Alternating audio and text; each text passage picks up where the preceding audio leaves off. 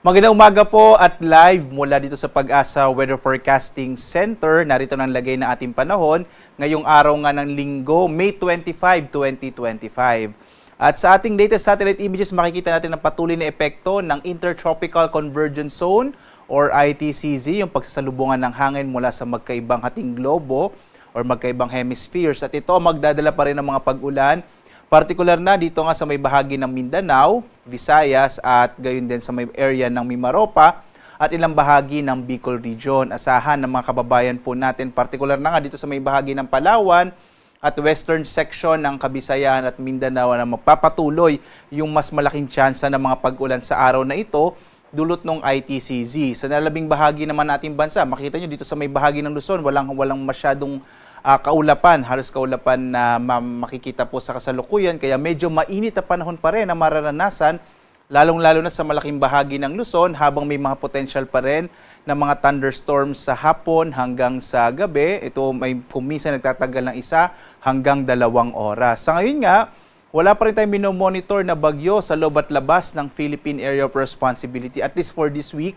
medyo malit pa rin po yung tsansa na magkaroon tayo ng bagyo. At dito nga sa Luzon, inaasahan pa rin natin ang mas malaking tsansa ng mga pag-ulan sa may bahagi ng Mimaropa. Gayun din sa Bicol Region, partikular na yung mga lalawigan ng Albay, Masbate at Sorsogon, dulot pa rin yan at ang epekto pa rin po ng Intertropical Convergence Zone or ITCZ. Habang ang nalalabing bahagi ng Luzon, nakita natin kanina, walang masyadong mga kaulapan, kaya medyo mainit na panahon pa rin ang mararanasan bandang tanghali habang mas malaki yung tsansa ng mga pag-ulan sa hapon hanggang sa gabi. Yung agwat nga ng temperatura natin sa Lawag, 26 to 34 degrees Celsius, sa Tuguegarao hanggang 38 degrees Celsius. Sa Baguio, 17 to 26 degrees Celsius. Sa Kamaynilaan naman, 25 to 35 degrees Celsius. Sa Tagaytay, 23 to 33 degrees Celsius. At sa area ng Legazpi, nasa 27 to 32 degrees Celsius.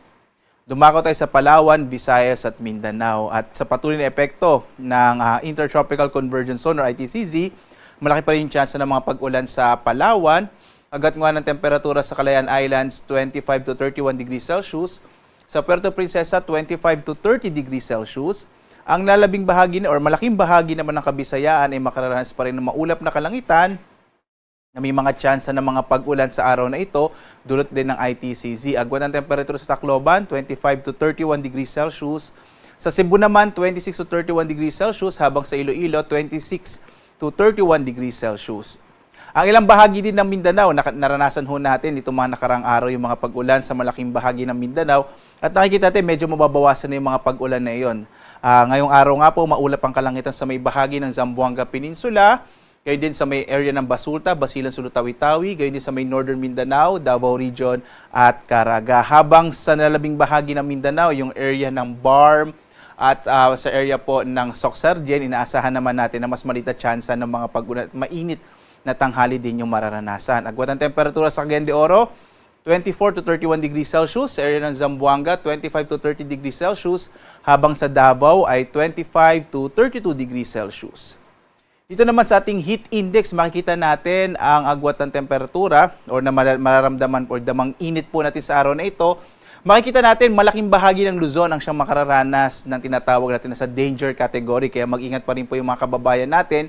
Inaasahan natin ngayong araw pinakamataas sa may area ng Dagupan City sa Pangasinan na maaaring umabot hanggang 46 degrees Celsius yung magiging damang init or heat index po natin. Habang sa Metro Manila, aabot hanggang 40 degrees Celsius yung mararanasan natin na heat index or damang init. Kaya uminom pa rin tayo ng tubig at iwasag lumabas bandang tanghali kung saan pinaka nararanasan ang mainit na panahon. Sa lagay naman nating karagatan, wala tayong nakataas sa gale warning sa anumang bahagi ng ating bansa. Ligtas sa pumalawat yung mga sakyang pandagat at malilit na mga bangka sa mga baybay ng ating kapuluan. Bagamat kapag may thunderstorms, kung minsan po lumalakas yung alon ng karagatan, kaya iba yung pag-iingat pa rin po para sa ating mga kababayang naglalayag. Ang araw natin ay sisikat mamayang 5:26 na umaga at lulubog, ganap na 6:20 ng gabi. At sundan pa rin tayo sa ating iba't ibang mga social media platforms sa X, Facebook, YouTube at ating website pag-asa.doc.gov.ph kung saan naglalabas po tayo ng mga latest update, lalo na kapag meron tayong mga thunderstorm advisories at mga rainfall information na inilalabas ng iba't ibang mga regional offices ng Pag-asa. At live po na nagbibigay update mula dito sa Pag-asa Weather Forecasting Center. Ako naman si Obet Badrina. Maganda po tayo lagi para sa ligtas na Pilipinas. Maraming salamat po. Magandang umaga at happy Sunday sa inyong lahat. God bless po.